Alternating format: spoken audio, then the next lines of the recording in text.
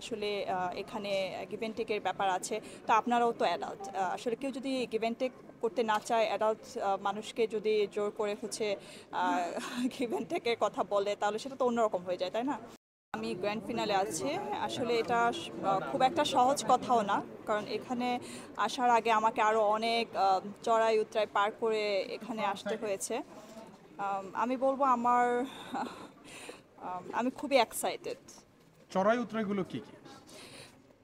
চড়াই উতরাইগুলো হচ্ছে এখানে আমাদের আরও অনেক কন্টেস্টাররা আছে, তাদের সাথে আমাদের উইন এবং ডিফেক্টের একটা কি বলে ব্যাপার আছে, যে কে হচ্ছে এর আগেও আমাদের যে সিলেকশনগুলো ছিল সেখান থেকে আমরা কিন্তু বাছাই হতে হতে এখানে এসেছি, তাই না?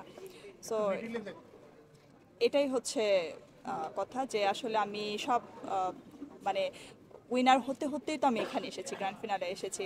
সো এখন আমি এক্সাইটেড, আমি জানি না তারপর কি হবে। সো এটার জন্যই আমি আসলে এক্সাইটেড, পিওরভাবেই এখানে এসেছি।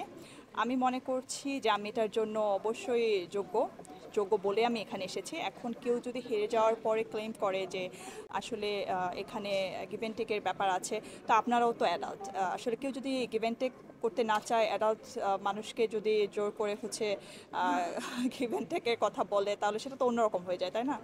আসলে এরকম কোনো কিছুই নেই, খুব সলিডভাবেই আমরা এখানে এসেছি। আর বাকিটা ইনশাল্লাহ দেখা যাক, এটা পরে বোঝা যাবে।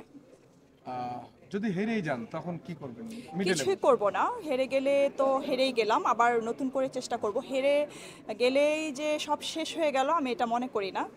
আর ক্যামেরার সামনে, অন্যান্য সময় আমি ক্যামেরার সামনে যথেষ্ট বাইট দিই, আর আজকে সবার আকর্ষণ আমার দিকে এইরকমভাবে মানে আমার মনে হচ্ছে আমি আসলে সব মানে ভুলে যাচ্ছি।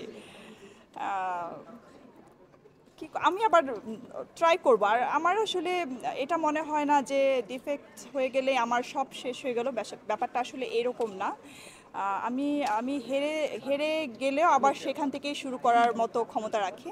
আমি হেরে গেলে আবার সেখান থেকেই শুরু করব। আপনার এবার আকর্ষণটা কি, কেন এবার বললেন যে সবাই আকর্ষণ আপনার প্রতি?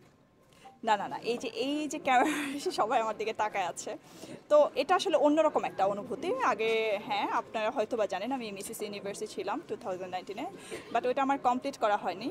সো একটা ইনকমপ্লিটেড মিশন ছিল, যেটা আমি আসলে এখানে কমপ্লিট করতে এসেছি। এটা আমার ড্রিম। আমি নর্মালি একজন বিজনেস উইমেন, বাট আমি সবাইকে একটা মেসেজই দিতে চাই যে আসলে হেরে যাওয়া বা জিতে যাওয়া, এখানে আমরা কন্টেস্টার হিসেবে হার জিত তো আছেই, এটা নিয়ে আসলে অত সিরিয়াস হওয়ার কিছু নাই। আমরা যদি হেরেও যাই, আমরা আবার শুরু থেকেও মানে শেষ থেকে শুরু করতে পারি। এটা নিয়ে আসলে আমার মনে হয় না যে খুব একটা কিছু বলার আছে। এপি হাউস নিয়ে কি বলবেন?